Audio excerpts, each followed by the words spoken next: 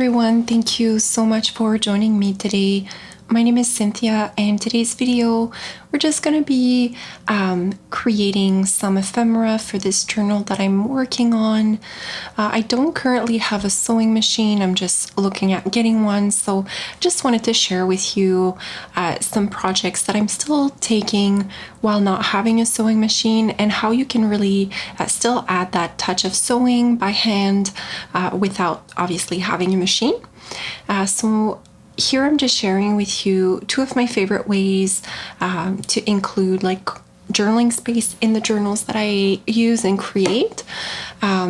So you can see usually I sew around the edges of these journaling cards. These are made with printables from Ruby and Pearl XO, and I usually like back them with any sort of like a different type of paper. Like sometimes I use paper bags, other times I use dyed papers or like craft paper or whatever I have on hand. And then I'm also going to be showing you here some tags. I have a tutorial on how I make these tags, and typically I like to sew around them. Now obviously you could leave them like simply not sewed, but I do like to add that touch of sewing, so I'm going to be showing you how I like to sew around them.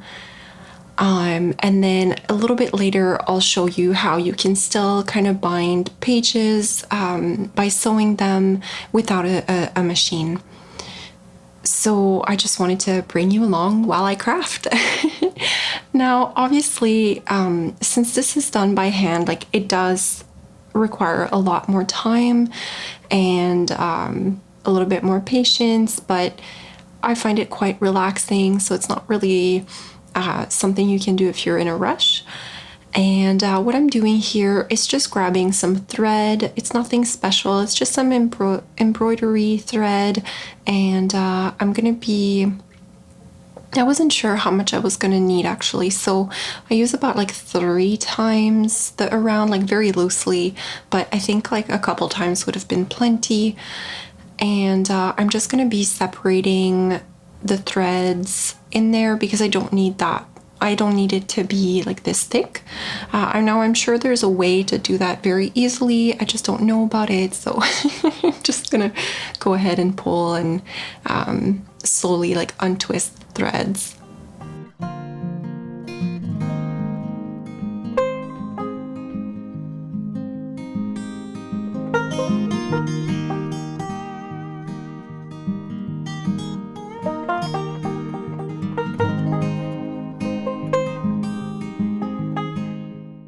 So I skipped over that part.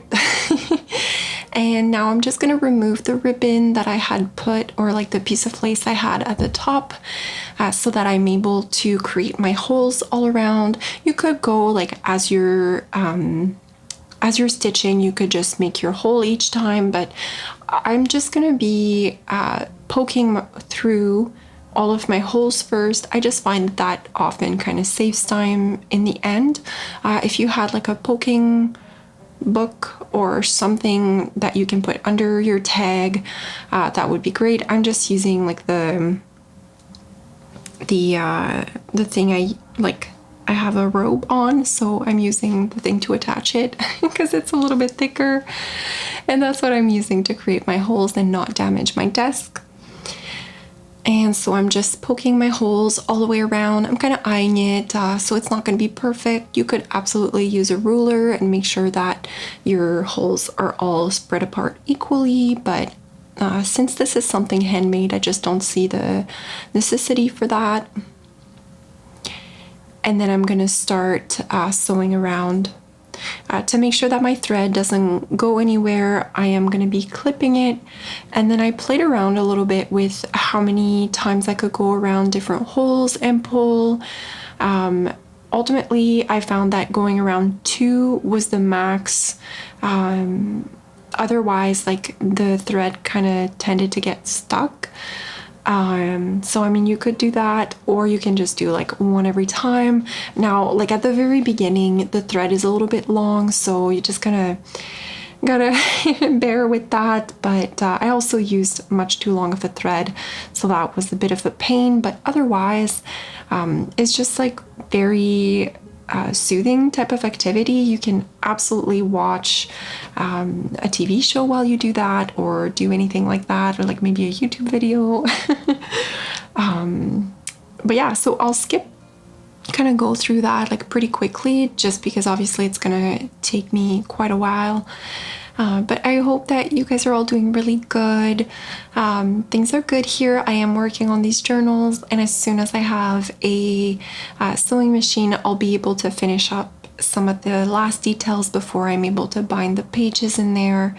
I have 4 journals that I'm working on at the moment, so that's pretty exciting. I haven't been able to share any of my journals in a while with the move and everything, so that's really quite exciting.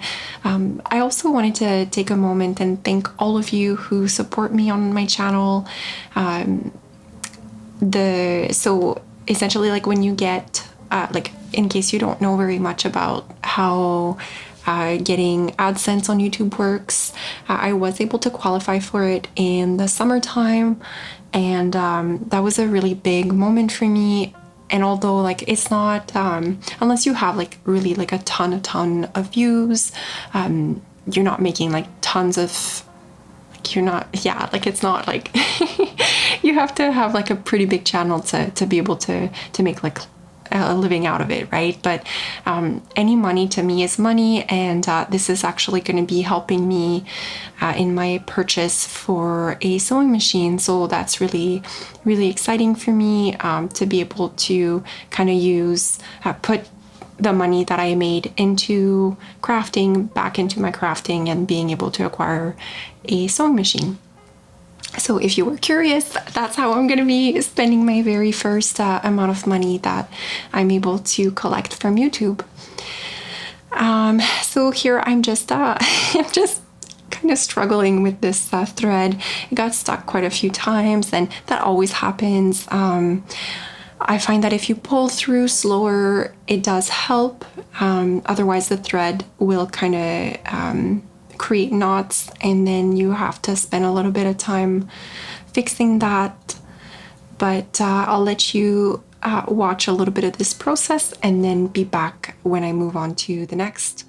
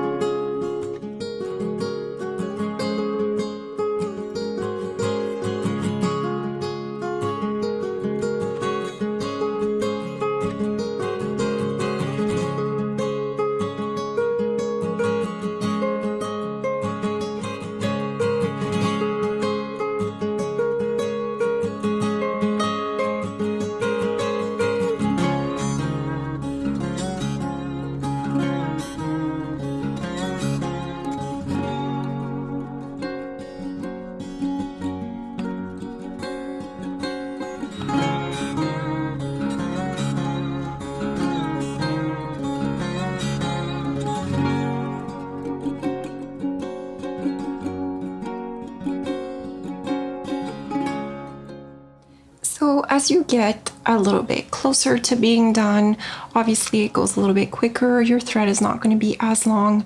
Again, the thread that I used was much too long, so it did take me a little bit longer than than it could have been. Altogether, I think it took me around 20 to 25 minutes to sew around by hand.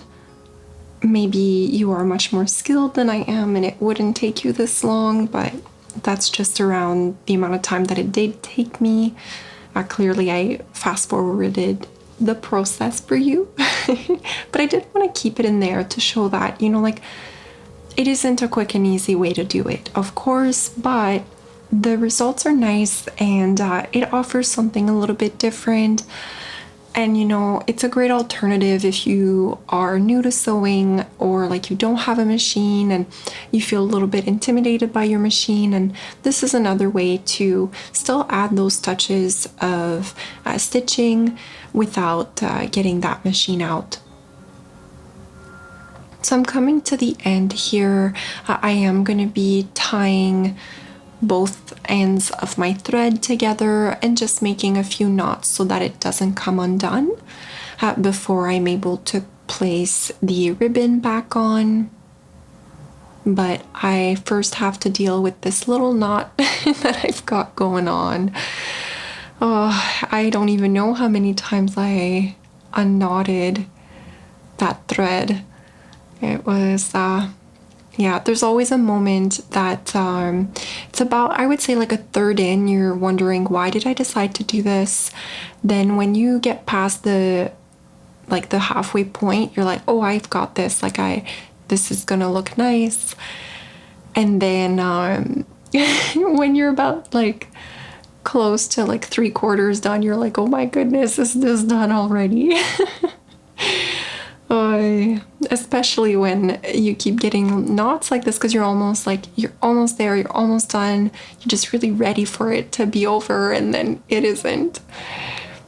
So there you see me go around the last little knots, and then I'm going to be able to tie off the threads so that they don't come undone. And that knot is actually going to be hidden by the piece of lace that I put in as a ribbon. Or, well, I don't even know how to say it, but yeah, like the little piece of lace I put it in the hole is what I mean.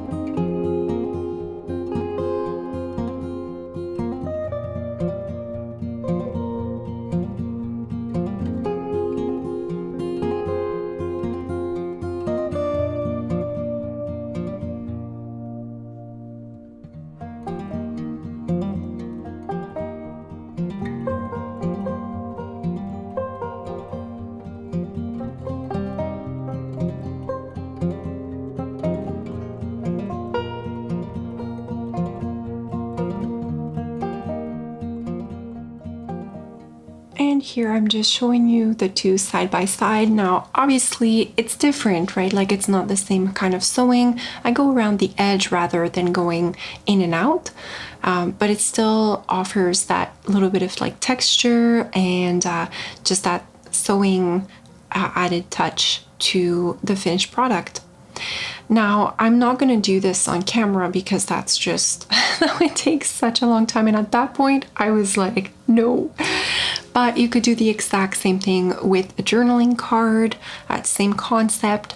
Or you could do sewing like in and out, which is what I'm going to be doing here to bind together two loose pages.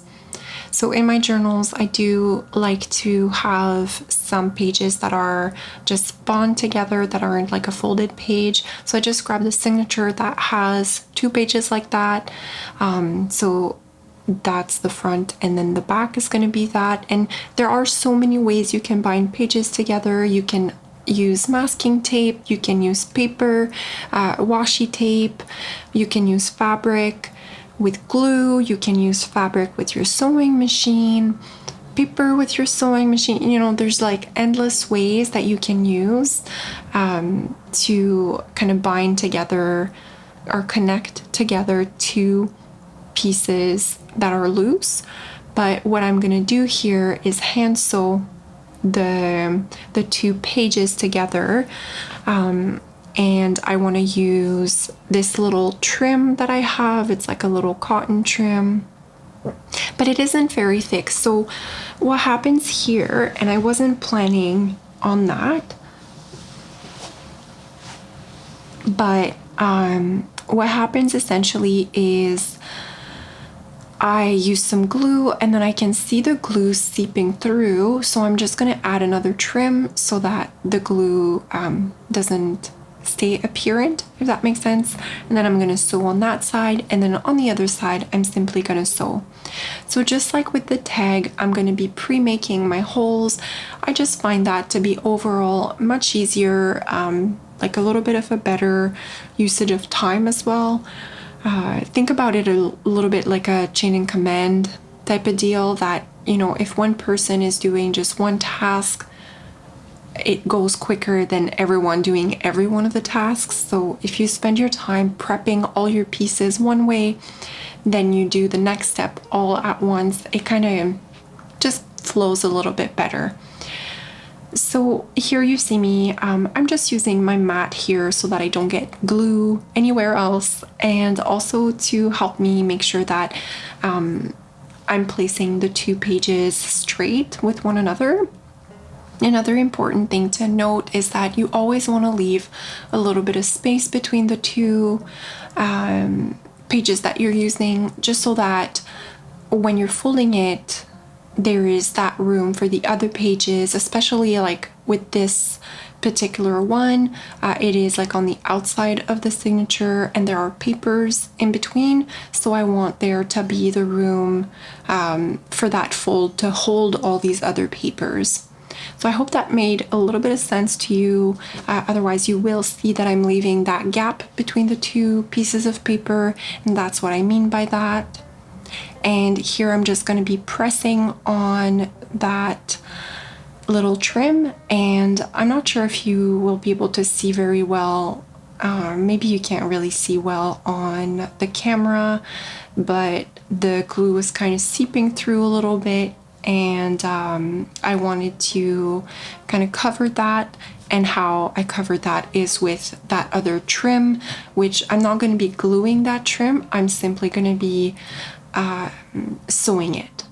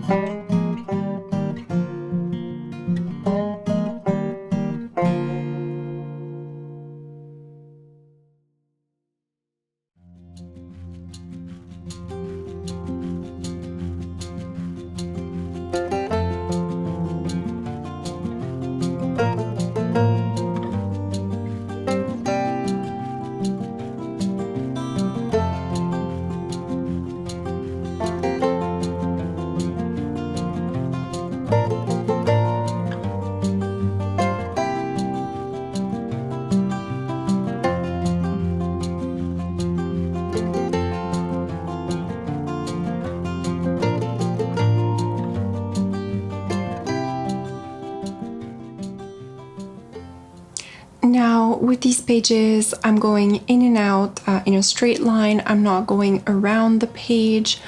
You could do like a circle back kind of loop. But I find that in and out is probably like plenty secure for what I'm trying to do. I don't know. I mean, I don't know how all of you use your journals, but I don't go around just like pulling on my pages. So it should be just very secure in there, regardless of the situation. So I'm just going to be making that little knot at the bottom before I continue to sew. And I'm going to speed through a little bit of the process on this one, and then I'll skip through the sewing for the other page since it's the exact same thing. And again, it took me probably around the same amount of time to do these pages as it did for the tag. So it's not a quick project. It's something that you want to have the time to do, and you just want to kind of relax. And you know, it's not a very how to say that, like it doesn't require very much mental load, so you don't need to count stitches or anything like that. So that's why I say, like, to me it's a very relaxing thing, and you can totally be watching something while you do it, you know, like watching some TV or video or listening to a podcast, whatever, and your attention can kind of be really well spread that way. So here you see me pre-make my holes. Again, just eyeballing it. I don't want to say I don't believe in measurements, but honestly, I can't be bothered. So I just go ahead and do it. And yeah. Then at the very end, I'll just show you some close-ups of how everything turned out. And that's pretty much it for this video. I just wanted to share with you how, you know, it's still possible to add those touches of stitching, even if you don't have a machine, or maybe you're just looking for something different to do, right? Like sometimes we want to be a little bit more hands-on with some of our projects, and that's a little bit how I felt about this. So I thought I'd share along some ideas. So I hope that you're doing all really well. I thank you so much for joining me today. Your support means so much to me, and I hope you all have a great day. I'll talk to you soon. Bye now.